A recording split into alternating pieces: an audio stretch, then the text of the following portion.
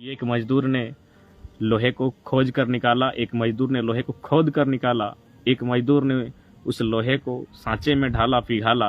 तो इस हिसाब से गोली पर अधिकार, क्योंकि गोली लोहे की है और लोहा मजदूर की देन है, अधिकार मजदूर का बनता है। आज भी बेचारा गोलियां खा रहा है, अपना संघर्ष कर रहा है और अपने प्राणों का त्याग कर रहा है। तो इस पर पहल होनी चाहिए।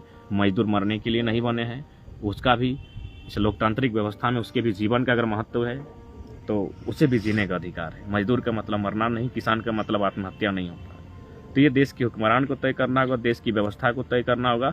और अगर ऐसा ही चलता रहा तो फिर मुझे लगता है यह देश एक भीषण उलगुलान देखेगा, और शायद ऐसा उलगुलान देखेगा जो अंग्रेज के समय भी नहीं हुआ था।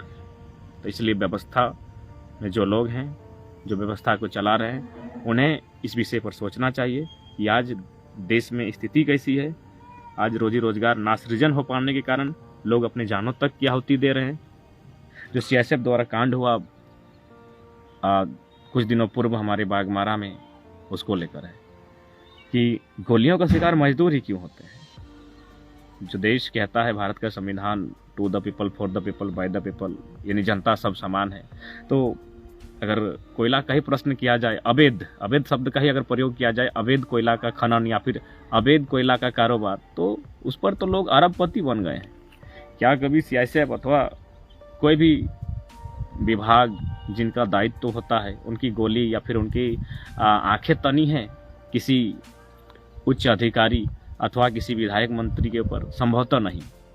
तो कहीं ना कहीं आज जो झारखंड जिस उम्मीद के साथ, जिस सपने के साथ बना था कि यहाँ के लोगों को रोजी रोजगार का अवसर मिलेगा, यहाँ के कल कारखानों में, यहाँ के खेत खलिहानों के माध्यम से जीवन यापन करेंगे, लेकिन आज दुर्भाग्य का विषय है कि यहाँ कह सकते हैं इनडायरेक्ट रूप से एक डिक्टेटरशिप, आज अफसरशाही क्या कहें या फिर उस पर मंत्री विधायक की संलिप्तता, लेकिन कहीं ना कहीं सच्चाई को स्वीकार करना होगा। बागबारा में 4 अथवा 5 मजदूरों की कोयला, अवैध कोयला है, ठीक है, जो अवैध तरीका हो चाहे जो भी हो, रोजी रोजगार के लिए, पेट की आग के लिए इंसान कुछ भी करता है। अगर उनका कोयला चुनना अवैध था तो फिर आज अवैध कोयले से अरबों लोग अरबपति बन गए, खरबपति बन गए। लेकिन उस पर आज तक ना सीआईएसएफ का कोई टिप्पणी रहा, कोई कार्यशैली रही है, ना कभी आक्रामकता दिखाई गई है। कहीं ना कहीं आज कहा जाए तो वास्तविकता यही है, जो लॉजिकली आपको स्वीकार करना होगा।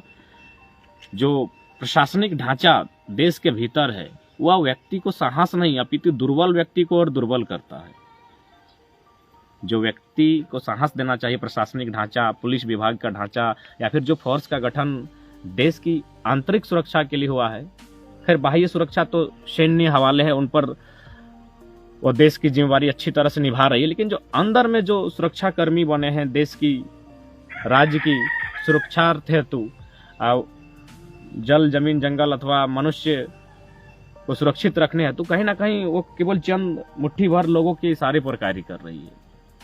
आज 4 व्यक्तियों को, उनके पास अंतिम विकल्प होना चाहिए। ऐसा नहीं कि आप अवैध कुछ भी कार्य, अवैध बालू रहे, कोयला रहे, इस तरह के कार्य आज देखने को मिले, लेकिन आपके पास अंतिम विकल्प होना चाहिए। और सबसे दुर्भाग्य का विषय है, इस पर हम लोग